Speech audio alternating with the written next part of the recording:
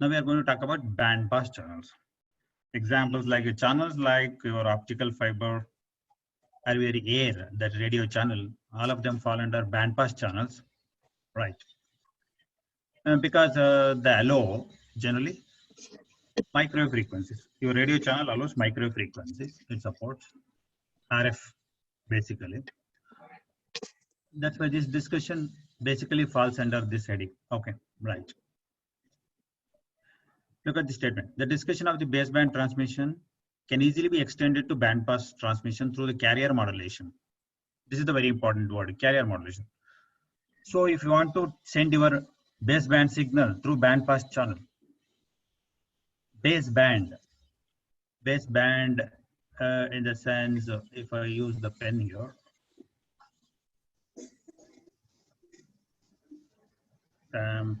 text,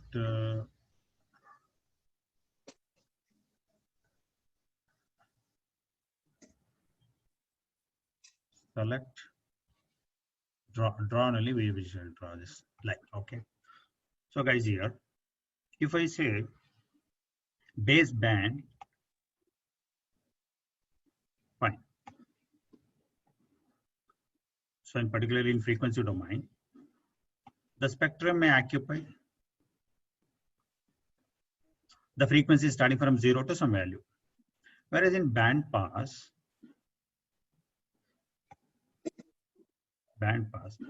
it's going to be like this.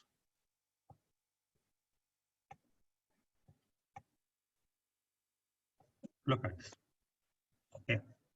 Right. So here, this is your signal. Your signal V of t. Okay.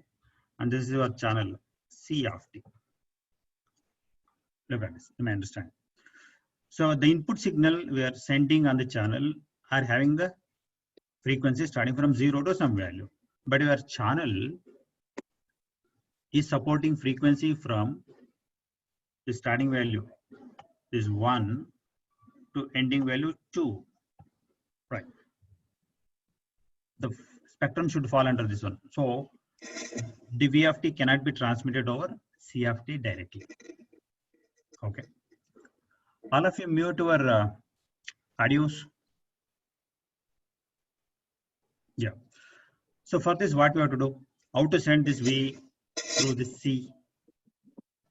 How to do this one? This is going to be a challenge. Okay. So for this, what we do generally, we have to shift this band of input signal V of t to fall under C of t. So that is done here. Right. Yeah. Look at this one. U of t is equal to V of t into cos 2 pi. What is V of t? Look into this. Here is V of t. V of t is the input signal to the channel. Okay.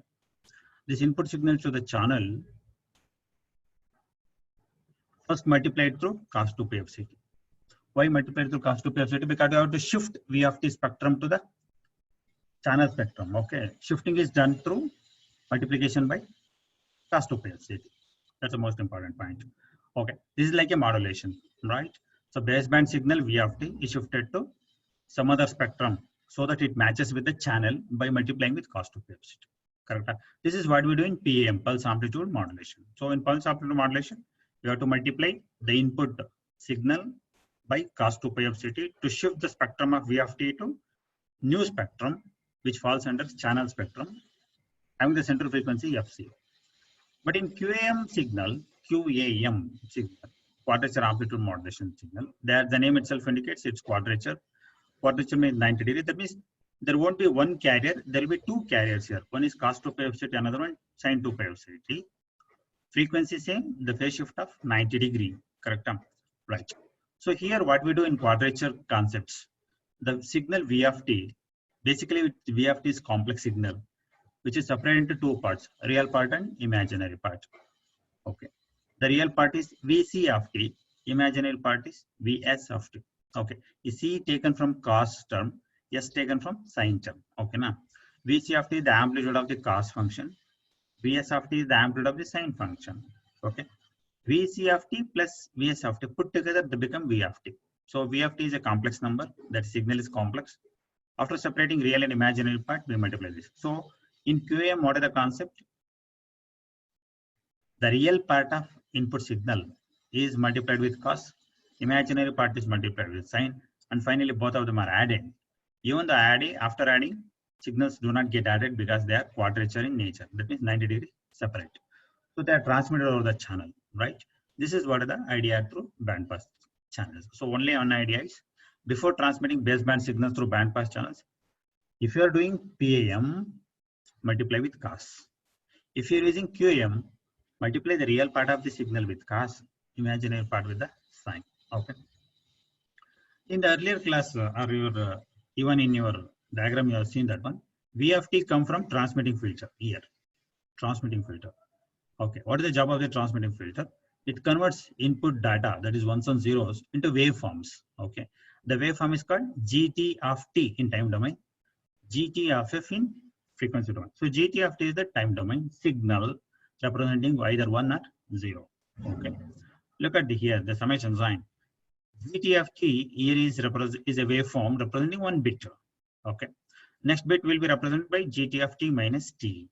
So GT of t minus nt is going to be another signal waveform shifted by nt term representing 1 bit there, like this. So you are going to have a train of pulses, which is indicated by the summation sign. The summation sign will represent the train of pulses whose amplitude is going to be an. Okay, here also an. But in QAM, we are going to have two waveforms, GT of t minus t, GT of t minus t, but with different amplitudes. Okay, these amplitudes of ANC and ANS come from VC of t and VS of t because input data is digital. Digital is having either binary 1 and 0.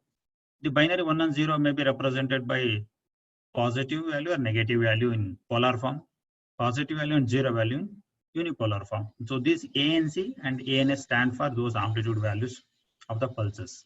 Okay, that means when the train of pulses with a different amplitude represent the input signal. Okay, so this signal is converted into two different waveforms before multiplying with cos and sine and transmitted. Okay, these ANC ANS are two sequences of amplitudes carried on the two quadrature carriers. So in the quadrature carriers, we split the entire input sequence into two parts.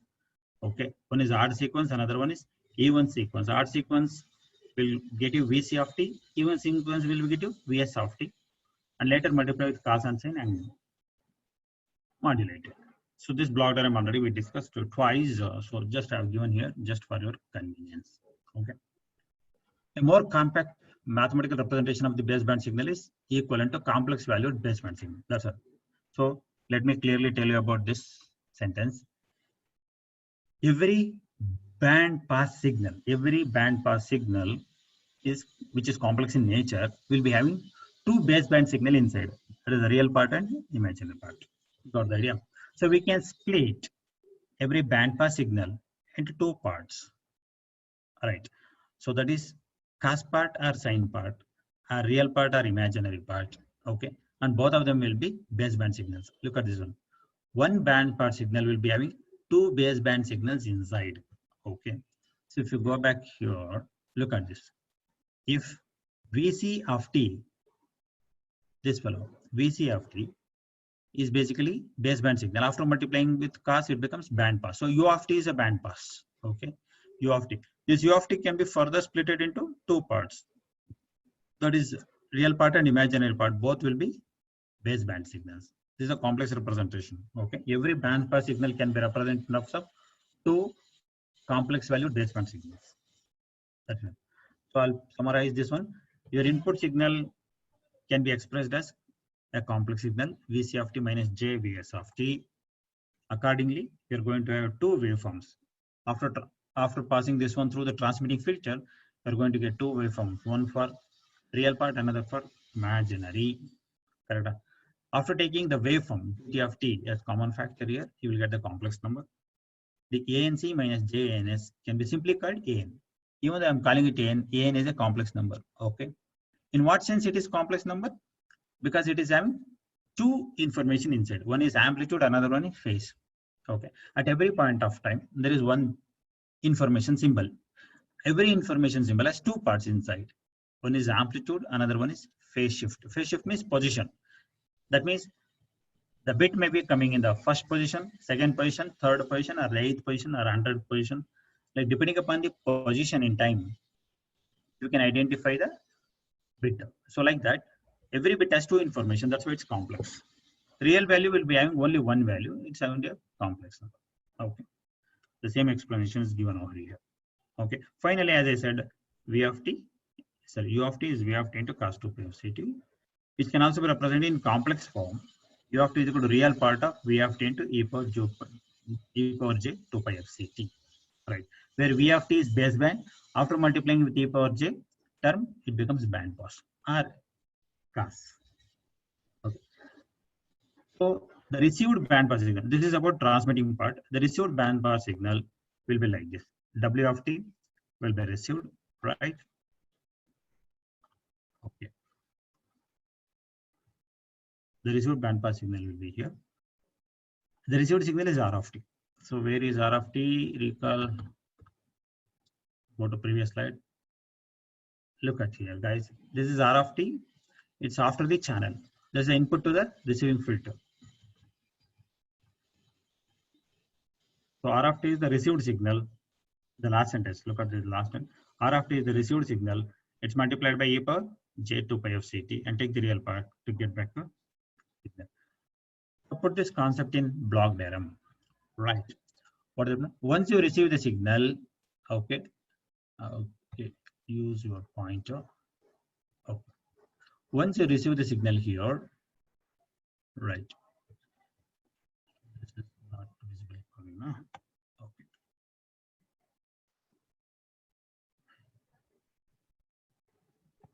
Look at this now.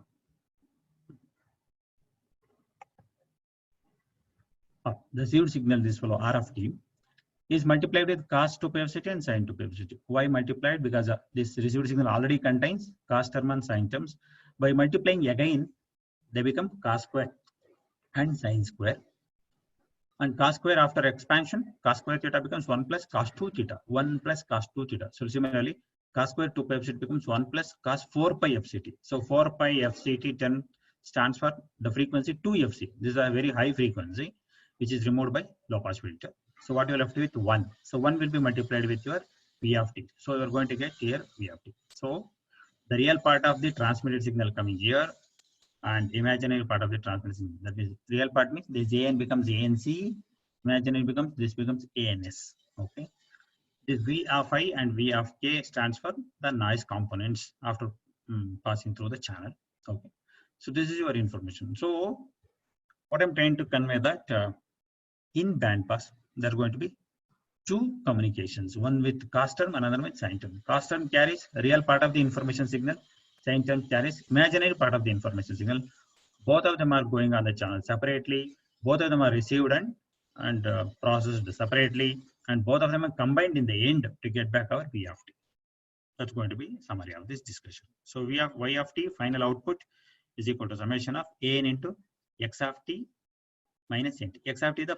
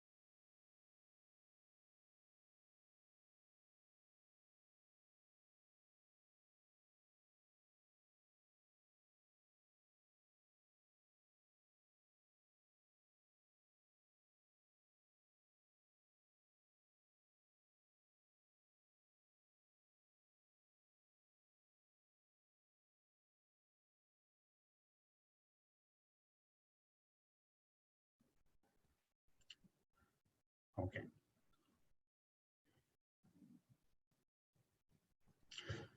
This is one of the most important topic of this chapter, students. Okay. Very important for examination also. So what we discussed today is signal design for band limited channels. So we have two aspects here. One is the channel, another one is the signal. Both of them have their own bandwidth. Okay. So now the channels are band limited. They don't have sufficient bandwidth. Okay. What do you expect? Like, so we shall design signals so that they fit into the band limited channels. So how to do that? Let us look into this aspect. Okay. Look at the block diagram. Input data passed through the transmitting filter, then channel. In the channel, noise is added. Receive filter. This is a block diagram I discussed in the last class also. I will just reproduce here for convenience. Input data is going to be 1 and 0.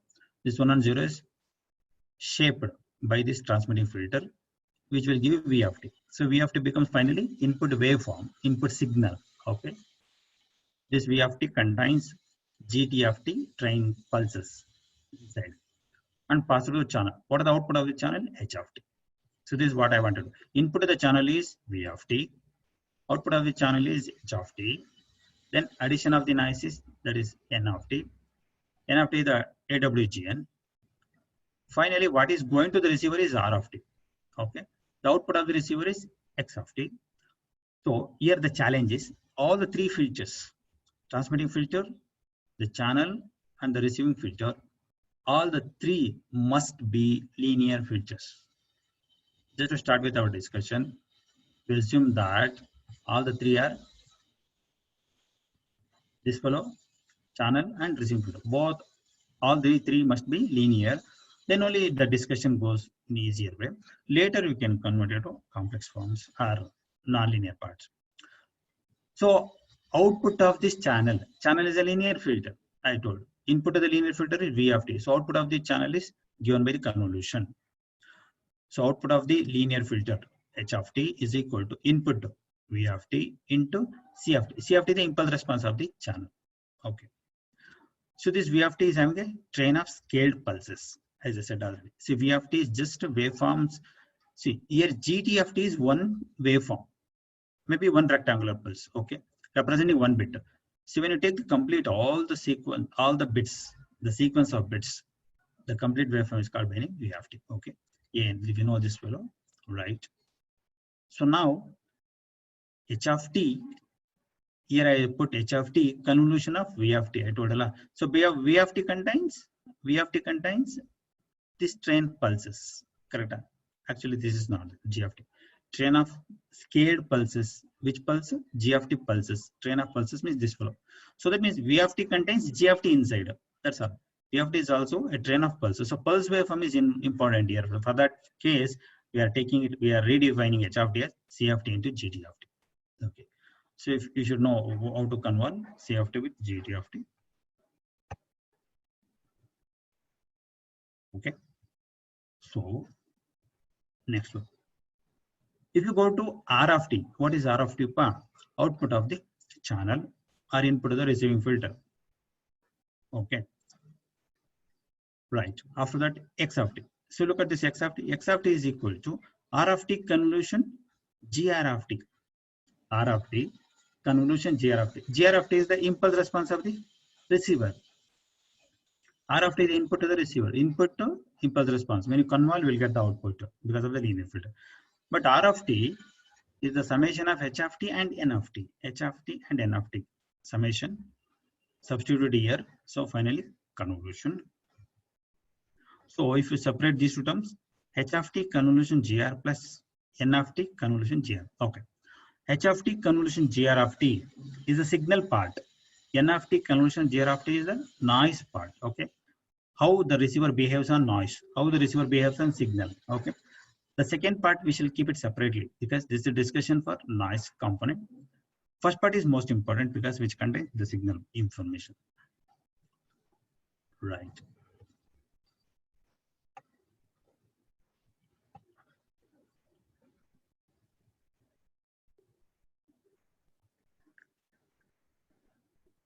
Okay. Okay. The same diagram once again. We know the name of the terms. As I said here, this is the signal component. H of t convolution G of t is the signal component, but H of t contains C of t convolution GT of t. Okay. Look at all the three terms together. C of t channel impulse response, GT of t the input waveform, GR of t impulse response of the receiving filter. In this case, C of t and GR of t both are impulse responses of the two systems, where G of t is the input waveform. Okay, so you can imagine now C of t and GR of t put together as a one system. That means channel and receiver, if both of them are assumed to be a single system with impulse response C of t convolution GR of t, then GT of t becomes input and this signal component becomes output. Time being, we don't bother about the noise component. Okay, noise component, as I said already, N of t convolution GR of t is simply called as, is not V of t. This term is not V, guys. It's new, something called new. If it is not comfortable, then you can call it G of t, Z of t. Okay, Z of t or nu of t can be noise component. We shall keep this discussion of noise component in the last. Okay, now look at this fellow. The signal component, which is coming to the output of the receiver, is having this equation right now. Right. If you assume yourself that the channel is not having a noise, okay, time being, we are not interested in the noise behavior, okay, of the channel, because we're interested in signal design. That is design of this V of t we're interested in, not the noise. That's why time being will drop the information about the noise. That's why I consider myself the channel is noise free. That time this nu of t or Z of t can be omitted. Leave this one, because we assume ourselves that the channel does not contain AWG noise. So we left with only first equation. So X of t, the output of the complete system, is equal to convolution of these three terms. Okay. If you take the first two terms, C and GT convolution, it's going to be H of t. Right. Guys, you look at this word. I'm talking about now distortion free channel. Earlier I assumed myself noise free channel. If the channel is absolutely noise free, we drop the noise term. If the channel is distortion free, so what is the distortion? Distortion is the change in the shape of the signals caused by the systems. System here may be channel or maybe receiver. Okay, now assume that the channel is distortion free. That means the channel simply transfer the input to the output without changing any information. That's why that time we can assume the channel as a distortion free. That time is C of t can be omitted, because C of t term not required, because the channel is simply transferring all the information as it is from input to the output. That's why in your X of t, if you can drop the C of t, then you will have to only GT of t and GR of t. Okay, it is as good as, if the channel is distortion free, it's as good as assuming that channel is not at all existing. Your input waveform directly goes through the receiving filter. So that's one. So the challenge is to make the channel distortion free. How to make the channel distortion free? That means no distortion added. That's the discussion of the class. Okay. If you go to this row, X of t is GT GR. Okay. And H of t is equal to C of t convolution GT of t. Anyway, C of t is omitted now because it's a distortion free channel. So there is no contribution from C of t. That's why we are only left with GT of t. So hereafter, H of t is equal to GT of t. If H of t equal to GT of t, in frequency domain, H of f equal to GT of f by taking the Fourier transform. Okay, now we'll come to the important statement. Remember this statement. The condition for distortion-free transmission is that the frequency response characteristics C of f of the channel have a constant magnitude and a linear phase over the bandwidth of the transmitted signal. Okay. To understand this statement, you go back to this previous equation. H of f is equal to G of f. Correct. In this H of f, there is no C of t term. Why C of t term is not there? Because it is distortion free. Then we can come to the conclusion. Channel is there, but it is not contributing anything to the distortion. It is simply keeping quiet as an ideal channel. without causing any disturbances. That's why you come to the conclusion. The condition for distortion-free transmission, if you want to do distortion-free transmission, then the condition is C of t should be omitted. How to omit it C of t, or when to omit it C of t? That the frequency response characteristic, that is C of f, we speak in terms of frequency domain concept. So C of f of the channel have a constant magnitude, correct? So that means usually C of t, if C of t is equal to 1, it's good. Constant, it's good. If not 1, at least it should be constant. So that this term is multiplied, because the output is convolution with respect to input. Convolution is a kind of multiplication and shifting. So if C of t is a multiplication, then it simply multiplies the input. Okay. Any signal multiplied by constant is not at all a problem. The shape of the signal does not change. What changes is only amplitude. That means it is either increased or decreased depending upon the constant value. If the constant is higher, it is amplified. If the constant is lower, it is attenuated. Okay, but shape of the signal does not change. So that's why if the channel characteristic is having constant magnitude, which is multiplying, and a linear phase is nothing but delay. Linear delay, that means frequency to frequency delay. Suppose lower frequency is having less delay, higher frequency is having more delay, or converse may be true, reverse, whatever it is. If it is like that, then I can assume that channel is going to be causing distortion-free transmission. Okay, so got the idea, guys? So it will be asked, what is the condition for distortion-free transmission? For a distortion-free transmission, the channel characteristic, that is in frequency domain, should have it's a complex number, it's have a constant magnitude and linear phase. What is the meaning of that one? Come to this equation. C of f must be equal to C naught. C naught is a constant. From where f less than or equal to W. What is the W? Channel bandwidth. Okay. So what is the channel bandwidth? 0 to W. Channel allows all frequencies from 0 to W, band limited. Assume that 0 to W. So when the frequency falls inside 0 to W, it should behave like this. Channel should behave like this. It's a constant. That is this word, constant magnitude. Fine. Linear phase. E power j term is phase. E power j is a symbol for representing phase here. What is the phase here? Minus 2 pi f t naught. Correct. 2 pi constant. T naught is also gone. What is the T naught? T naught is a finite delay. It's a delay, just a delay. So this is the overall time taken by the signal to pass through the channel. If the signal enters and leaves the channel, the total time taken may be T naught. It's a constant. What is the only variable is f. Okay. If the f is 0, frequency is 0, then phase is also 0. If f is 1, phase is 2 pi T naught. If f is 2, 2 into 2 pi, that is 4 pi. That means it is linearly increasing. This is a linear equation of phase.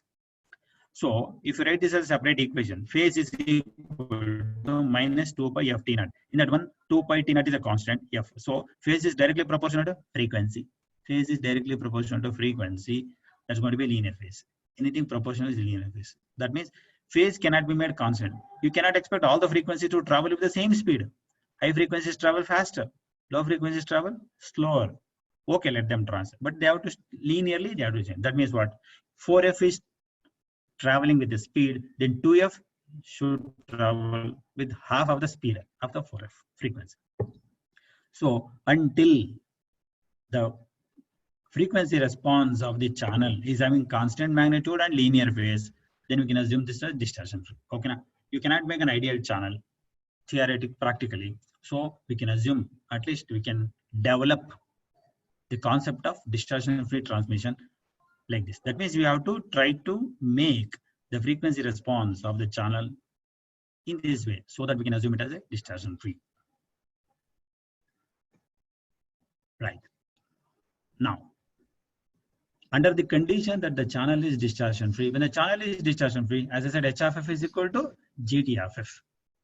Inside this band, outside the band it should be 0 because channel bandwidth is only up to W. So over the W, nothing should exist. All right. Look at this one.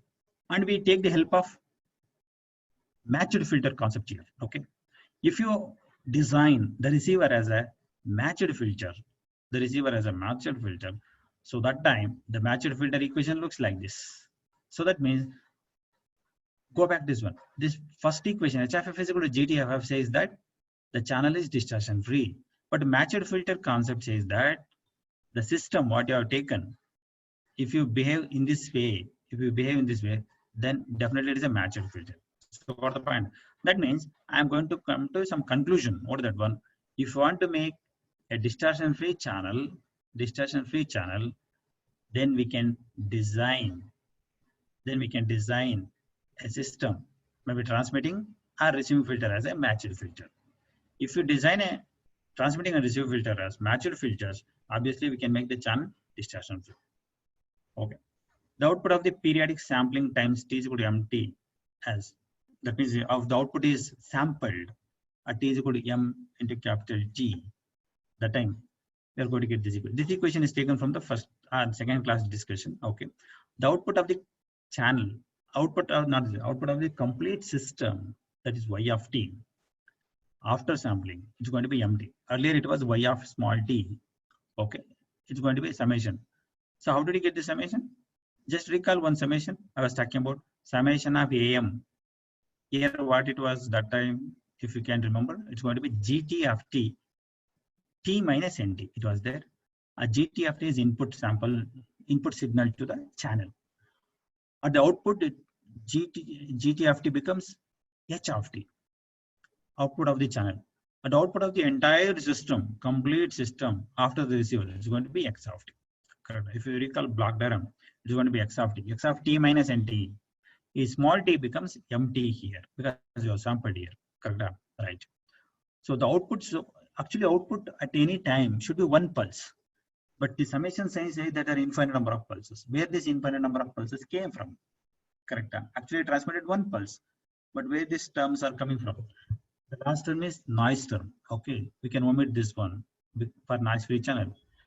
But this infinite number of terms say that the first term is expected term, that is AM. M can be N also, no problem. AM. All these terms are contribution of the neighboring terms. This is what is called ISI. We discussed in the last class also. All right. ISI. Excuse me, sir. Yeah, agree. Distortion free channel is. Hello. Excuse me, sir. Yeah, tell me. Distortion free channel, is there? Your audio is not clear. Sir, is there any advantages of distortion free channel in real life application? Yeah, exactly, guys. Remember, all of you, in communication, entire signal should be distortion free. If there is distortion, what happens? You lose the information. Got the idea? To get 100% information at the receiver, channel should be distortion less or distortion free. Distortion means what? If you send a rectangular pulse, what do you expect? A rectangular pulse. If the coming pulse is of other shape other than rectangular pulse, there are chances of making errors, mistakes. That's why every channel should be distortion less channels.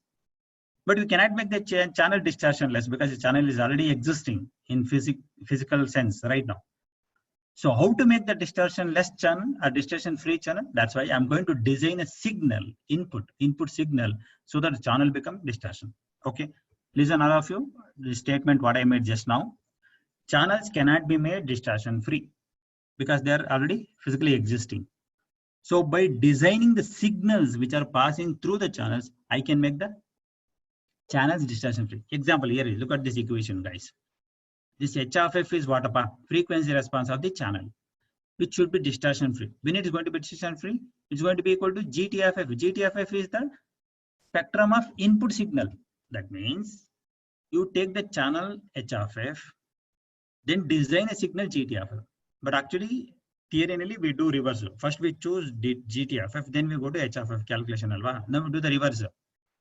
You first take the channel H of F, make your signal, which is having spectrum, equal to H of F. So GT of F equal to H of F, then automatically channel become distortion. This is something like adapting to the channel.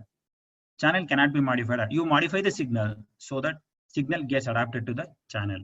So it is like this: GT of F is equal to H of F.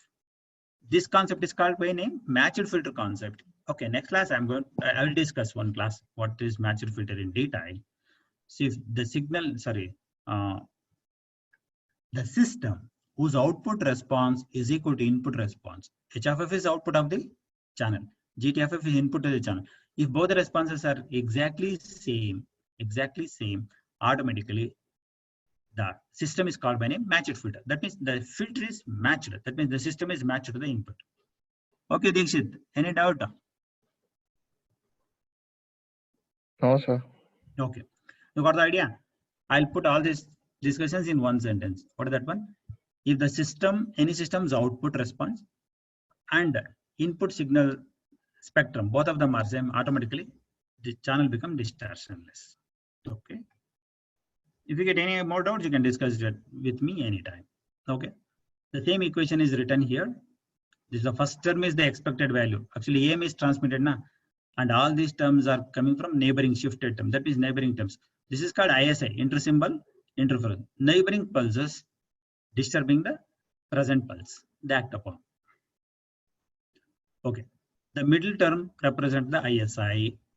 Last term is the response of the matched filter. See, hereafter I'm going to use the word matched filter because I want distortion-free channel. That's why I assume myself transmitting filter and receiving filters are matched filter. So the response of the matched filter to the noise component is this new M. Actually, read these sentences. The amount of ISI. What is ISI? Inter-symbol interference. What is inter-symbol interference? Present symbol is interfered by the next pulse and the previous pulse, or next pulse or previous pulse. That means the neighboring pulses may interfere the present symbol after transmission through the channel. After the signal reaches the receiver, there may be overlapping between the symbols transmitted because every bit is transmitted separately. But after passing through the channel, all the symbols may overlap with each other. This concept is called inter-symbol interference. It is an unwanted concept, unwanted. Every symbol should be separate. But due to channel effect, what effect? Band limited effect. That means frequency domain will be restricting the band. So time domain they overlap. Okay, all the pulses are going separately. Because the frequency restriction happens, timely spreading happens, elaboration happens because the time and frequency are inverted. Alva. So when the timely pulses started spreading, they overlap with each other. This is called ISI, which is going to cause noise. Right. The amount of ISI and noise that is present in the received signal can be viewed on oscilloscope.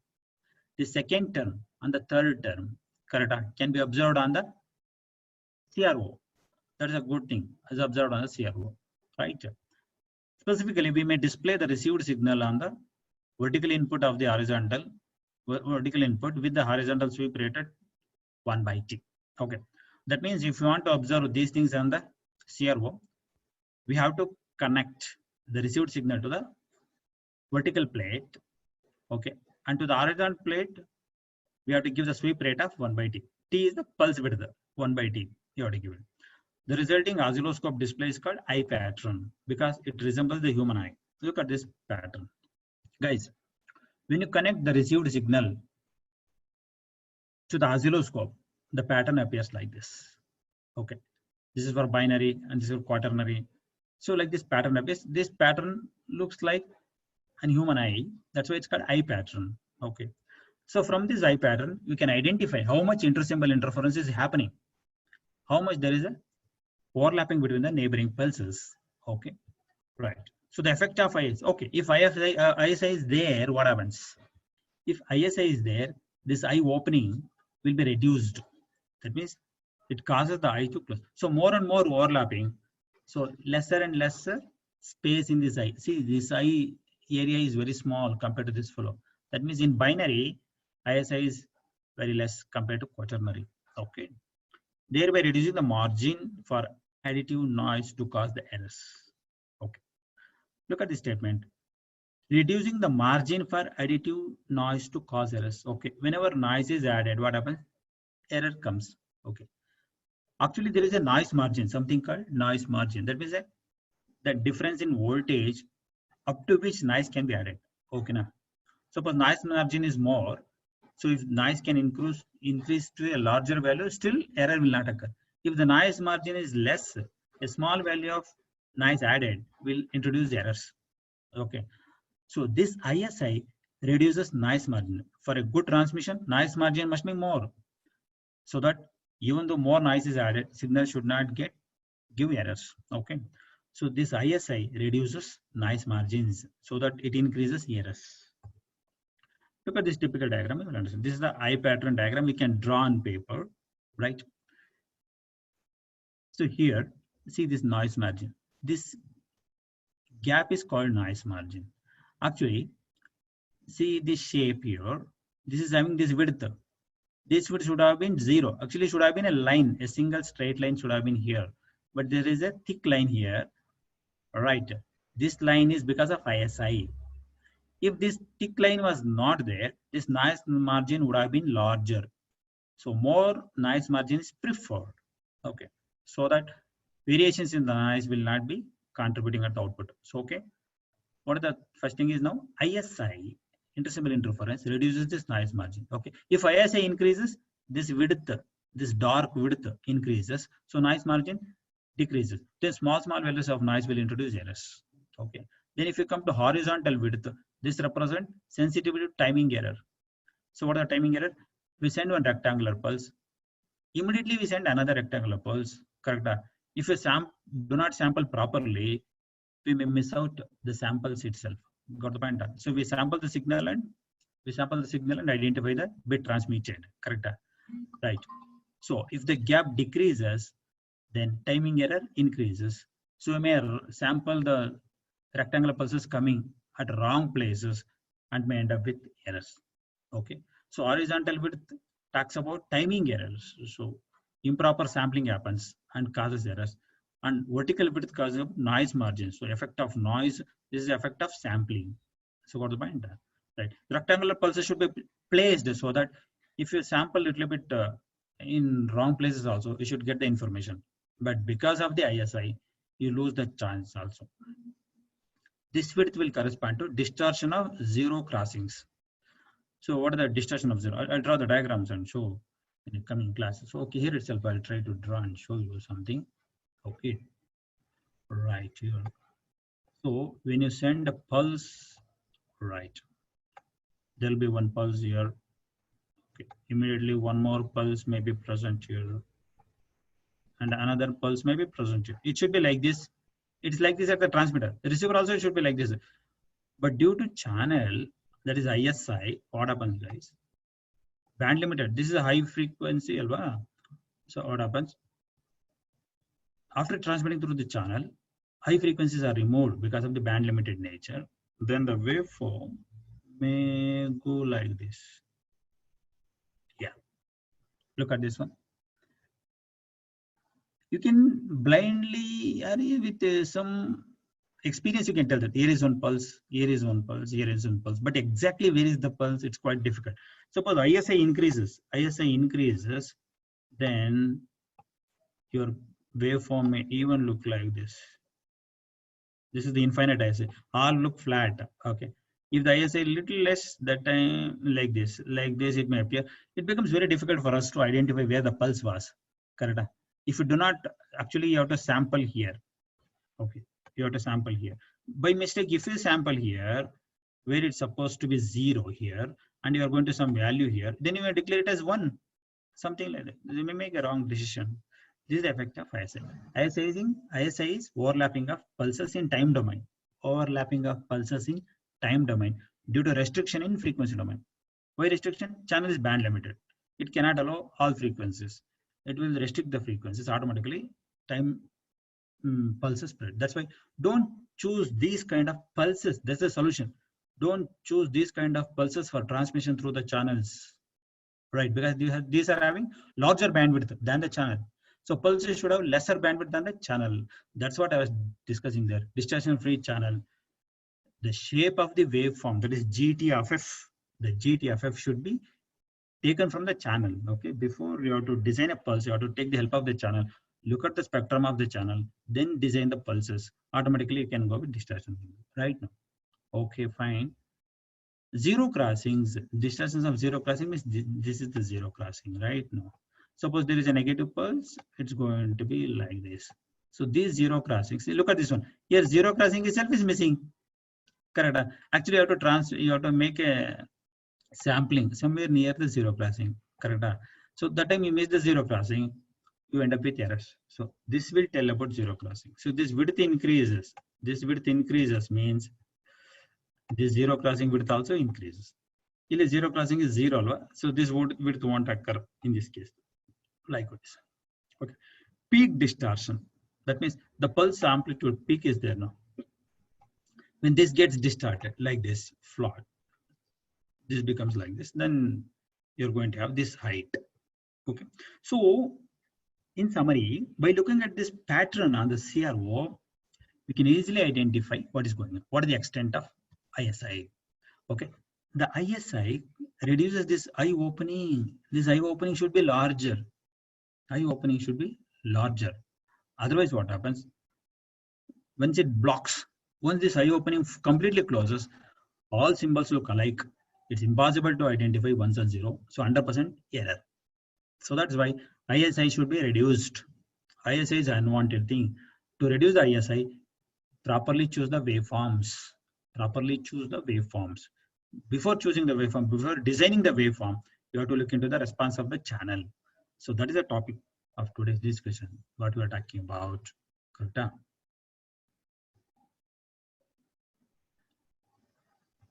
Yeah, that's about eye pattern, right? Note this. Note that ISI distorts the position of the zero crossings and causes a reduction in the eye opening. Correct? When there is ISI, zero crossings position is not identified properly. Once you do not identify properly, you cannot identify exactly bit position in the receiver.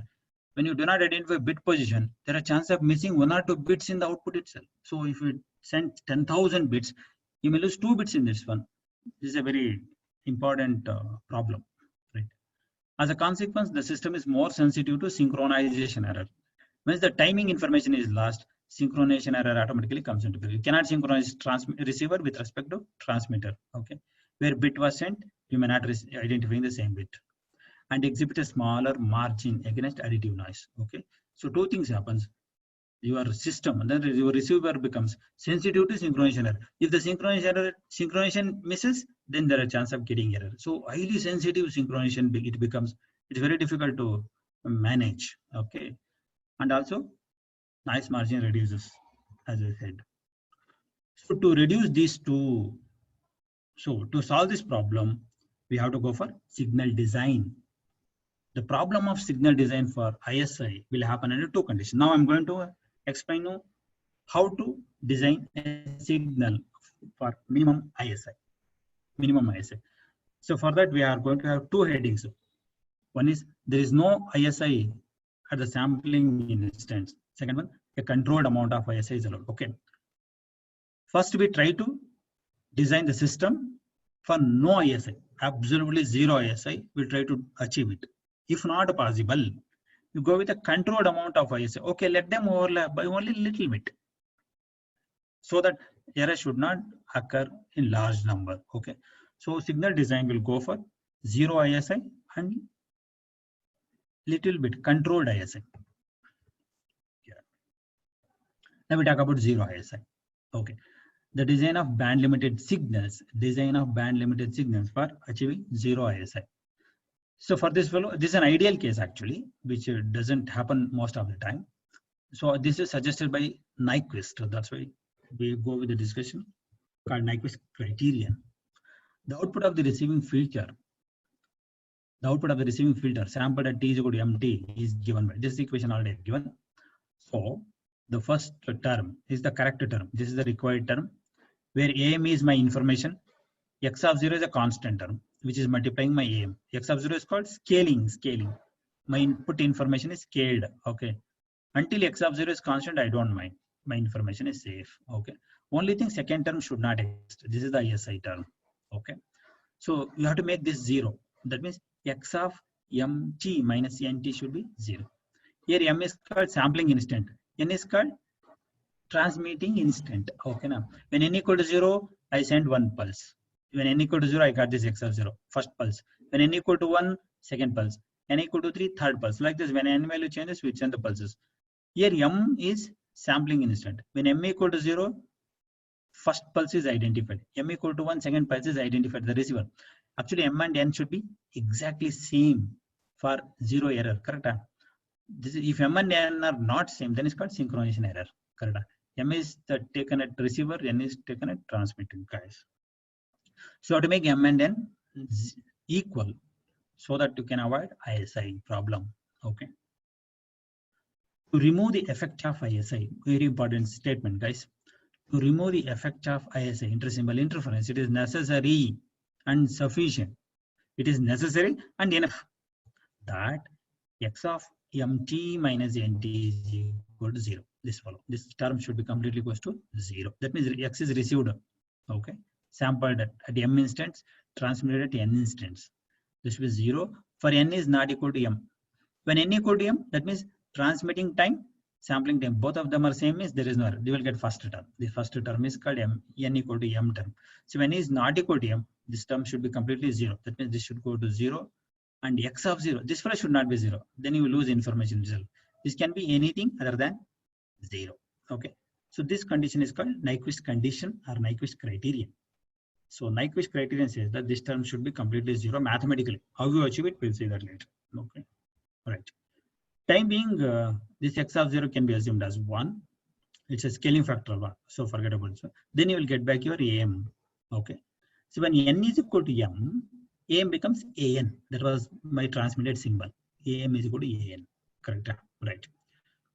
The overall communication system has to be designed such that, yeah, this is the condition given. So x of nt, that is x of nt, this fellow, x of nt, transmitted one, should be equal to 1 for n equal to 0, 0 for n is not equal to 0. What is the meaning of this one? X is a received pulse. Assume that it is sampled at nt. Okay, nt, n equal to m. Assume that when n equal to m, it happens, you will get value 1. That means this value should be equal to 1 here. This one is x of 0. So you put n equal to 0 here. What do you get? X of 0. When you take x of 0, you should get 1 here. And when this n is not equal to 0, that time this complete term should go to 0. So everything lies in x. When n equal to 0, that is the first term. This x value should be 1. This should be the first term. When n is not equal to 0, for all other things, it should go to 0. So if you can achieve this condition, then automatically ISI problem is eliminated completely. This is the ideal discussion about Nyquist. Okay. So finally, Nyquist says that if this achieved, then absolutely we can remove the ISI. So you have to prove this one. So in exam, you're going to get this question: state and prove Nyquist theorem. Okay. Or explain the Nyquist condition. This is the Nyquist condition, very simple thing. You start with this equation and 2 steps, will get the second term should go to 0. This will give you this definition part. Okay. This condition is known as Nyquist pulse shaping criterion. Okay. Or Nyquist condition for 0 ISI. Here is a theorem called Nyquist theorem, right? Whose statement is like this. Yeah. A necessary and sufficient condition for x of t to satisfy this equation. X of nt is equal to 1 or 0 for this condition. That means a necessary and sufficient condition for x of t to satisfy this condition. Because you have to satisfy this condition, I can't negate it. The condition is that its Fourier transform x of f should satisfy this condition.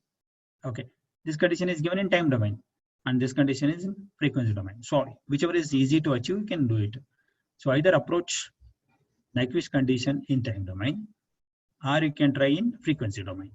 In frequency domain, summation of x of f plus m by t is equal to t. You can prove this, or you can prove this. Which one is easy? You can do this. So this is theorem statement. Okay, and proof goes like this. Very simple one. We will quickly finish off. Right. X of t is a time domain signal. X of is a frequency domain signal. Okay, and this equation is a Fourier transform equation. This is inverse Fourier transform. Okay, time domain equation, integral of frequency domain equation, d positive. This is the relation between x of t and x. I'm just showing that one. X of f and x of t are Fourier transform pairs. Okay, After sampling at t is equal to nt, after sampling at t is equal to nt, x of t becomes x of nt, x of f remains same. Illi small t becomes small n into capital T. Correct? So this is the equation after sampling. We call this equation as equation number 1. Yes. This equation number 1, which is having integral of minus infinity to plus infinity, I'm going to split this minus into plus infinity into some terms. See this gap. This gap is integral. Lower limit to upper limit to gap is 1 by t. So let us say put m equal to 0 here. M equal to 0. This is minus 1 by 2t plus 1 by 2t. So when you subtract these two, you will get 1 by t. 1 by t gap. That means split this infinity to infinity integral into small integrals. Small integrals over a range of 1 by t, 1 by t, 1 by t. Okay. So each integral corresponds to duration of 1 by t. Why? Because this is the frequency domain integration. That's why it is 1 by t. And another one similarly 1 by t. Another one similarly 1 by t. When you add all of these summation, when you add all of this, you will get minus infinity plus infinity. Okay, now right. Next, here, okay, let me take a annotation. That is spotlight. Okay, guys, here in this integral, okay, m is there. Summation also contains m. So now I want to remove m from the integral so that I can interchange summation sign and integral sign. You have to interchange both of them. So that's why I have to make them independent. To make them independent, I have to remove m from any one of them. That's why what I do, see, I've converted here. So what I did it, I completely made the change. So that means in place of f, I substituted f plus m by t. That time limits changes. Correct? Then now after this changing, that is just putting f equal to f of m by t and make the changes. Correct? This dt is df only. Dt is df only. This is also df. That's a mistake, typing mistake. Right. After doing this one, this becomes independent. Then you can interchange this one. Take the integration outside, summation inside. Then you will get this one. Okay. This summation term completely call it by z of f. Simply call it by z of f, whatever it is. Okay. Into this one. You got this equation number 2 now? Yes. Where z of f is equal to this term. Next, the equation number 2. Okay. You make another new equation. Carefully observe it. Z of f, anything z of f is equal to summation of zn e power jn. If you observe this equation, it looks like discrete Fourier series. Correct? You can remember this. It is going to be Fourier series. Fourier series equation, where z of n can be calculated by integrating this z of f from minus 1 by 2 to plus 2. These two equations called Fourier transform pairs. Okay, but not transform, it is series here. Fourier series. This is time domain Fourier series. This is inverse Fourier series equation. Correct? So this is equation number 3. If you compare equation number 3, this fellow, Zn, remember, Zn equal to T of this one. If you compare this fellow with the second equation, this one. Okay. So keep it in mind. Here also z of f limits minus 1 by 2t to plus 1 by 2t. Here also z of f minus 1 by 2t plus 1 by 2t. And here is e power minus j 2 pi nft. There e power plus j 2 pi nft. Everything is same, only plus and minus sign changes. And the extra thing is t comes here. Okay. If you compare those two equations, you will end up with this relation. So Zn is equal to t into x of minus n by t, because there minus n is not there. That's why x of minus n by t. Okay. So from this we come to the conclusion that therefore necessary and sufficient condition to be satisfied is that. Okay. According to Nyquist, x of nt. According to Nyquist, what should be the x of nt? X of nt must be equal to 1 for n equal to 0. Otherwise, it is 0 everywhere. Okay. If you substitute that condition, x of nt is equal to 1. 1 into t is equal to t for n equal to 0. In all the cases, it is 0. So, Nyquist condition is expressed in terms of Zn now. Correct? If you bring this Zn condition and substitute here for Zf, substitute here, what happens here? Capital T. Zn equal to capital T when n equal to 0. Put n equal to 0. E power 0 is 1. Then Zn is substitute for t. summation goes because 0 everywhere, only one term left. So z of equal to t. We end up with this equation. Got the point? So the time domain equation, that is x of n t is equal to 1, that is Nyquist condition, in frequency domain becomes like this. Or if you substitute it back, if you put it back the z of f equation from the previous case, that is z of f is equal to this equation. If you put it back, you'll get this equation. So this is a proof of the Nyquist theorem. Okay, the same equation was a statement. This was a statement. This is going to be statement proof of Nyquist theorem. Okay. Okay. This part I'll take next class. Okay. This waveforms that will be there. So this is one of the most important questions, students, for the examination, right? They will ask state and prove Nyquist theorem, or explain how to achieve zero ISI, or how to make completely distortion-free channel. So this kind of explained with this discussion. Okay, right? So I think it's already time up. Okay, I wind up the session. If you have any doubts, I think there are a lot of equations here, a lot of discussions, theoretical